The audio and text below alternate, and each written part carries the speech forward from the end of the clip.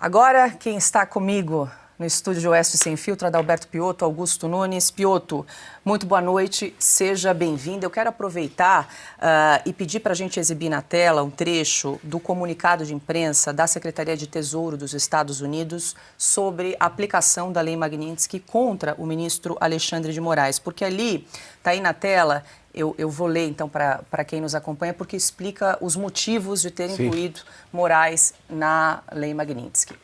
Vamos só no início ali, na tela anterior, por gentileza. De Moraes, que eles chamam, né, Alexandre de Moraes, foi nomeado para o STF em 2017. Desde então, Moraes tornou-se uma das figuras mais poderosas do Brasil, exercendo imensa autoridade por meio de sua supervisão de amplas investigações do STF. Moraes investigou, processou e reprimiu aqueles que se envolveram em discursos protegidos pela Constituição dos Estados Unidos, submetendo repetidamente as vítimas a longas prisões preventivas sem apresentar acusações. Por meio de suas ações como ministro do STF, Moraes minou os direitos de brasileiros e americanos à liberdade de expressão. Em caso notável, Moraes deteve arbitrariamente um jornalista por mais de um ano em retaliação por exercer liberdade de expressão.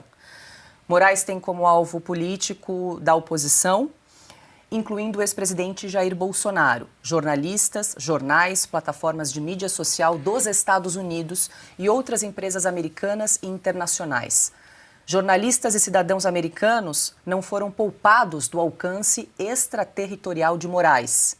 Moraes impôs prisão preventiva e emitiu uma série, vamos para outra tela, uma série de mandados de prisão preventiva contra jornalistas e usuários de mídia social, alguns dos quais estão baseados nos Estados Unidos.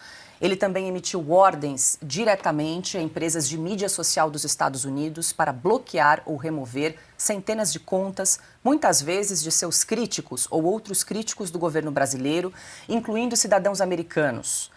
Moraes congelou bens e revogou passaportes de seus críticos, baniu contas de mídia social e ordenou que a Polícia Federal do Brasil invadisse as casas de seus críticos, apreendesse seus pertences e garantisse a prisão preventiva. Moraes está sendo sancionado de acordo com a EO 13818 por ser uma pessoa estrangeira responsável cúmplice ou que tenha se envolvido direta ou indiretamente em graves abusos e direitos humanos. Então, ali tem a fundamentação jurídica para a inclusão de Alexandre de Moraes na Lei Magnitsky. Piotto, a gente fala que é um grande dia, de certa forma é triste, porque a gente vê a desmoralização do Poder Judiciário. A gente tem um ministro da Suprema Corte do Brasil ao lado de nomes de terroristas, de ditadores, do próprio PCC. Quer dizer, é um momento triste também para a história do Brasil, para a história do judiciário brasileiro.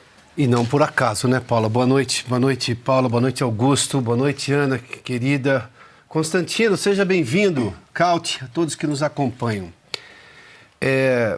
A realidade hoje, no dia 30 de julho, é que o Supremo Tribunal Federal do Brasil, a mais alta corte brasileira, tem entre os 11 ministros, um ministro que está sancionado ao lado de terroristas, de genocidas, literalmente genocidas do mundo.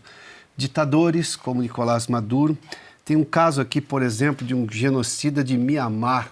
Ele acabou com uma etnia lá. Isso é o significado de genocida. A questão é, o governo brasileiro, a Suprema Corte brasileira, o Supremo Tribunal Federal vai dizer o quê?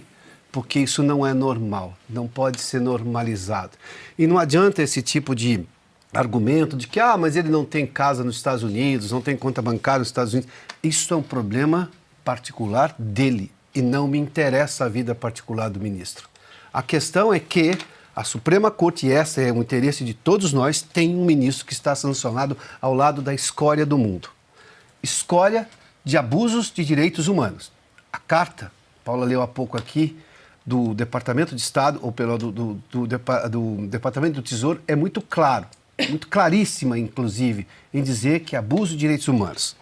O próprio secretário de Estado, que a Ana trouxe um pouco antes aqui, o Marco Rubio, diz exatamente o seguinte, né? O ministro Alexandre de Moraes foi sancionado no âmbito do programa global Magnitsky por graves violações de direitos humanos. Não há a menor dúvida que esta é a razão, ou seja, há todas as evidências.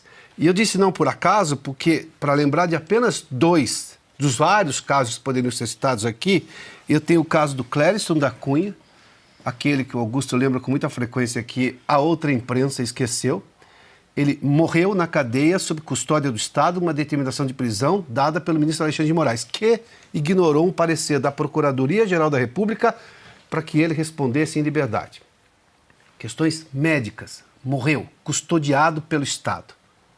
Incrível. Como se preocupa, de forma até séria, justa, com pessoas que morreram na época da ditadura e agora ninguém quer, essa imprensa, essa outra imprensa não está preocupada com o Clériston da Cunha, o Clesão. Mas o caso do Felipe Martins, com todas as ameaças que sofreu durante o período em que esteve preso na cadeia, continua ainda, apesar de todas as evidências. Sem contar as perseguições todas citadas aí. A questão principal é esta.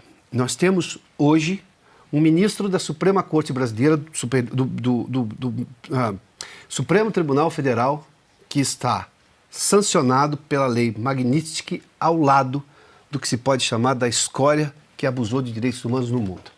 Isso precisa de resposta. O cidadão brasileiro carece de uma resposta do governo brasileiro e, sobretudo, do Supremo Tribunal Federal. Não pode ser normalizado. Isso não é normal. O que vai acontecer na vida privada do ministro Alexandre de Moraes é assunto dele. Não vai ter conta, não vai ter cartão de crédito. Bom, isso é um outro ponto. A questão é o que nos afeta como país. Porque o Brasil hoje faz parte dessa lista e justamente pelo que foi feito pelo ministro Alexandre de Moraes.